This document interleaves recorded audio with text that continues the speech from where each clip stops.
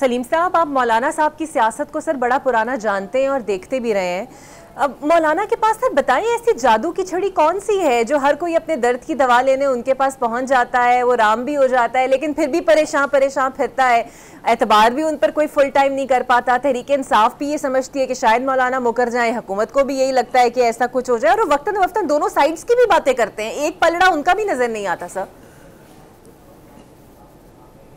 देखिए, पहली बात तो यह है कि मौलाना की दोस्ती जो है जरदारी साहब से या नवाज शरीफ साहब से बहुत पुरानी है। दोनों मिलकर बहुत देर तक इकट्ठा चलते रहे हैं। आपको याद है कि 2 टर्नोवर के लिए तो मौलाना कश्मीर कमेटी के चेयरमैन भी रहे हैं उन्हीं की हुकूमतों में।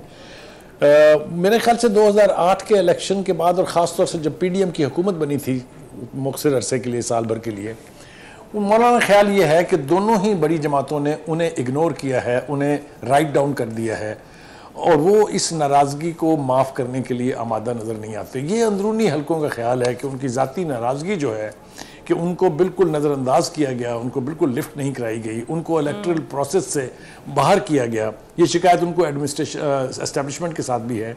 हालांकि एस्टेब्लिशमेंट के साथ भी वो और उनकी जमात एक तवील अरसे से एक साथ मिल के चलते रहे हैं।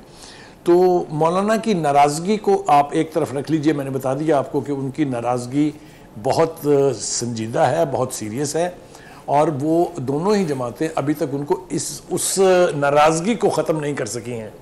दूसरी बात यह है कि मौलाना चूँकि स्टेक होल्डर हैं, इसलिए कि KPK में PTI डोमिनेट करती है, लार्जेस्ट पार्टी है वहाँ पर, एक ही सॉलिड आवाज़ है वहाँ पर, वो है मौलाना फजल रहमान साहब की और उनकी जमात की। ठीक है, ANP भी है वहाँ पर, वो पीपल्स पार्टी भी है, लेकिन अगर आप ओवरऑल देखें both in term of impact and both in term of number, तो मौलाना स्टेक होल्डर हैं KPK में। तो चूँकि KPK में पीपल्स पार्टी और नून लीग जो है वो बिल्कुल बराए नाम ही शायद वहाँ हैं, इसलिए उनको मौलाना के साथ बना के रखना उनकी मजबूरी है। जिस तरह की सियासत इस वक्त अली अमीन गंडापुर कर रहे हैं वो आपके सामने है। जो उनकी कुर्बतें हैं इस वक्त PTI के साथ मौलाना की, वो बहुत ही टेम्परेरी हैं। आपने देखा कि जब इन्होंने मिलकर तहरीक इकट्ठी चलाने का फैसला किया था, उस वक्त भी PTI के बहुत बड़े बड़े लीडरों ने मौलाना के बारे में जो तस्दीक आमेज़ रवैया इख्तियार किया था वो हम सबके सामने है। अभी भी जब भी उनका बस चलता है तो वो उन्हीं नामों से उनको पुकारा जाता है जिन नामों से बानी PTI जो है वो उनको पुकारते हैं। तो ये जो फ्लर्टेशन तो शायद बुरा लफ्ज़ होगा, लेकिन ये जो मोहब्बत की पिंगे हैं ये बहुत ही आर्जी हैं, ये लॉन्ग लास्टिंग नहीं है, वक्त ज़्यादा दूर नहीं है। अगर मौलाना को मनाने में पीपल्स पार्टी और नून लीग कामयाब हो जाती हैं तो आप देखिएगा क्या गत बनाएंगे मौलाना की यही PTI वाले और यही सारे लीडर जो आजकल सुबह से शाम तक उनके दर की हाज़िरी देते रहते हैं।